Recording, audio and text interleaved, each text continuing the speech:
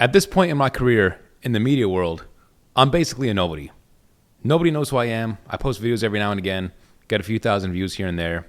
But if you follow me on Twitter, you'll notice, and I'm not trying to brag, that I went semi-viral for my Travis Kelce Taylor Swift Super Bowl video. You can watch that video down in the description below. I went semi-viral. A lot of people are hating on it. By the way, semi-viral to me was 115,000 views. Okay, so anyway, people were pissed off. Oh, you're a conspiracy theorist, whatever. But then there's a lot of other people that were agreeing with everything that I said. And I had some people reach out to me, including friends that saw the video, that were like, dude, I wish I could say stuff like this. I can't speak out about issues like this because I might lose my job. I'm scared of my employer.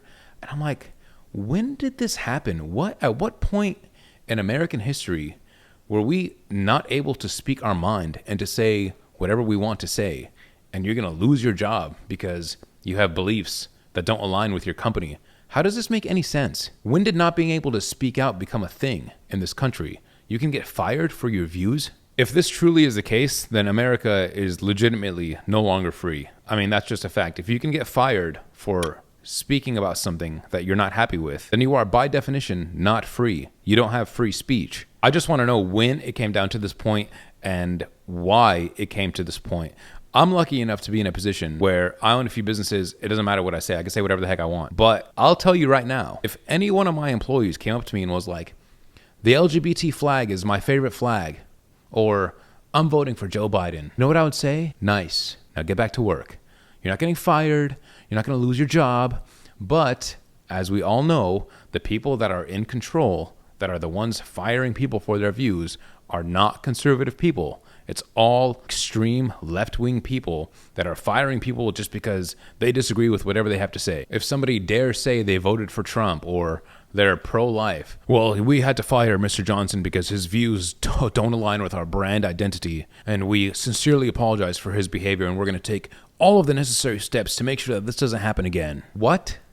Your brand identity? His views don't align with the company? Whose views do align with any company? Does that matter? Is that what you hired them for? Last I checked, we don't hire based on somebody's political stance. Companies do not own the rights to somebody's viewpoints. There's no exception to this rule. The law as we know it says that you cannot hire based on anything discriminatory.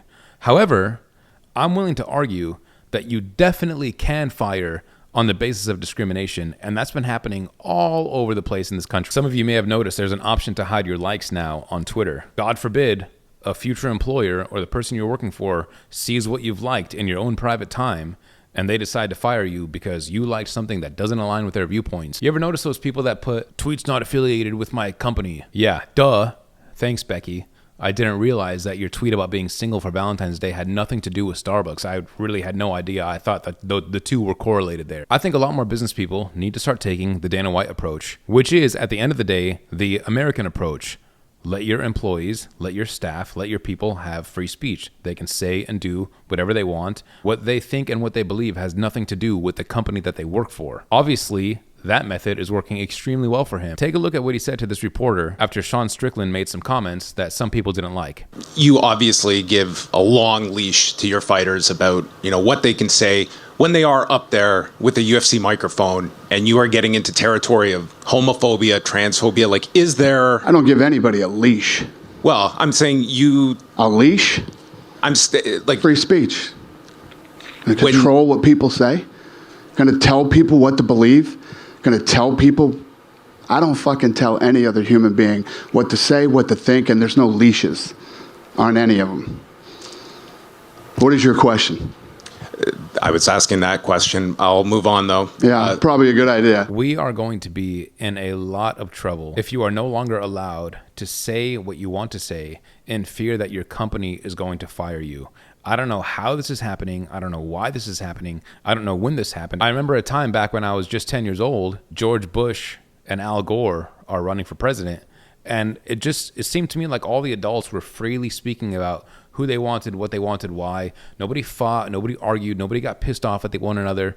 Nobody cared about who was voting for who and what was going on. Now, if you even show any support for any conservative figure, you're just automatically the enemy. It doesn't make any sense. This is a serious problem, and thank God that we still have people like Elon Musk who basically made Twitter free again. We have people like Dana White who are just constantly speaking out about why it's so important to be able to let your people say and think what they want.